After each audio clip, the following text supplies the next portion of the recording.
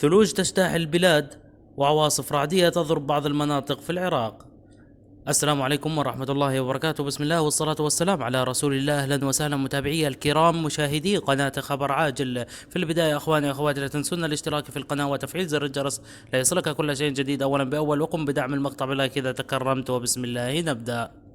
لآخر التحديثات للخرائط الجوية لهذا اليوم السبت بتاريخ 15/1/2022 الساعة 9 مساء بتوقيت العراق. خلال هذه الأثناء الأجواء غائمة جزئيا إلى غائمة كليا، مع فرص لهطول الأمطار خفيفة متفرقة على بعض المناطق من شمال ووسط البلاد. ويتوقع خلال الساعات هذه الليلة أو نهار غدا تزداد حدة الاضطرابات الجوية لتتسع رقعة الأمطار لتشمل العديد من المناطق بما فيها دهوك والموصل وصلاح الدين وكركوك وإربيل والسليمانية وديالى والعاصمة بغداد والأنبار وواسط.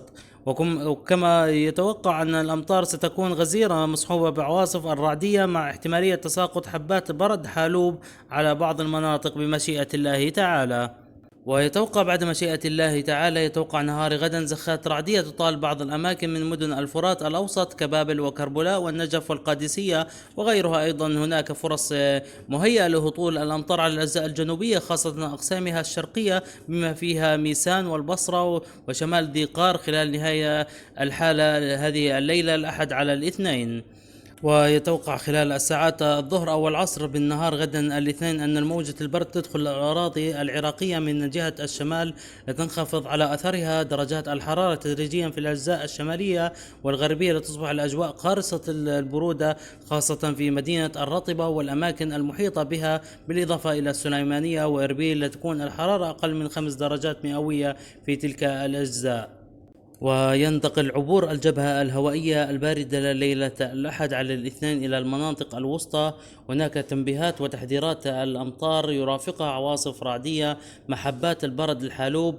موجة البرد قارصة ولم تؤثر علينا منذ عدة سنوات، وخطرا من تشكل الصقيع وانجماد واسع والانتشار في العديد من المناطق. درجات الحرارة الصغرى تحت الصفر تستمر عدة الليالي في مناطق متعددة، لذا ننصح بشدة بأخذ التوقعات بعين الاعتبار وأخذ الحيطة والحذر اللازمة لمواجهة هذه الموجة القارصة. سائلين الله عز وجل السلامة للجميع. سنوافيكم في باقي التفاصيل وتحديثات للخرائط الجوية أخواني أخواتي، والسلام عليكم ورحمة الله وبركاته.